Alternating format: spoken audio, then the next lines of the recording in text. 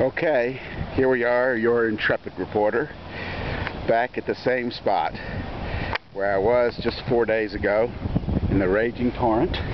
That is, again, the St. Thomas Hospital garage, lower level. And over here, I'm going to pan around so you can see such a much more beautiful. It's just a gorgeous day here, just absolutely beautiful. Here's the same railroad trestle. Only trick today is trains are running, and I hadn't realized in my other video, if you'll notice the track where the rock was over it, apparently the water had come over the trestle, I believe.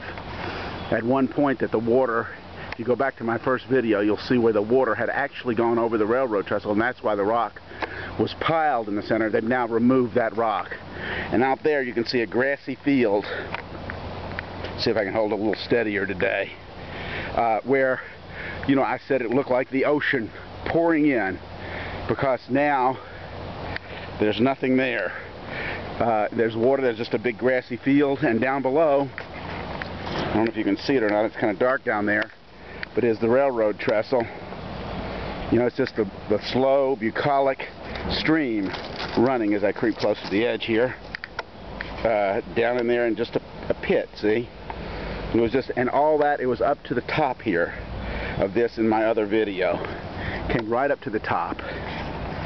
Okay, here I am. I'm going to, again, trip the light fantastic and walk out here on the railroad trestle to take a look at the bridge. Now, if you look down, you can see where the water was pouring out. That square in the picture of my initial video is that pylon, which is original pylon from the original railroad trestle back in that was there in 1918, where the train went over and proceeded down this very same track just a little ways to Dutchman's Curve, which is where the worst train wreck in American history occurred, killing they say variously 99 or 101 people. But here it is where I said the ocean was coming in. You can see the field over there. That whole field was covered in 2 or 3 feet of water that day, just 4 days ago. And now this is how the stream is in normalcy, or close to it. And you'll see here, I'm going to walk right out so you can see that the bridge held. It's even a nice day. It's tricky, even under good conditions, to walk out here, keep your balance. But you can see what a gorgeous, gorgeous spot this normally is, that we all love. The Greenway. The water's turning almost an emerald green. I'm going to walk over here so you can see the full bridge, and I'm going to scroll in on it so you get the idea. Look, this is how it looks today. You can see the height of the water coming out. There was no waterfall there. There's no waterfall there. It was just the water squirting out from under this railroad trestle. Came out like it was a waterfall. And it must have been, I'm guessing that's about 16 feet high. So you can see that, you know, it was quite an event we had here.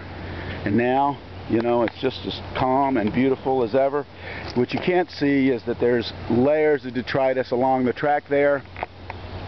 Along the side of the creek bed.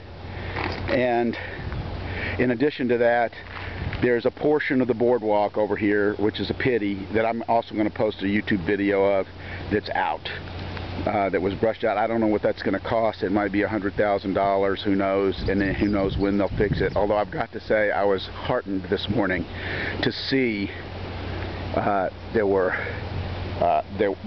repairmen out here, people already cutting the trail for the city and looking at the clogged culverts and such. So here's Nashville, Tennessee today, May 6th, 2010, and it's just such a gorgeous day, you wouldn't believe it. Thanks.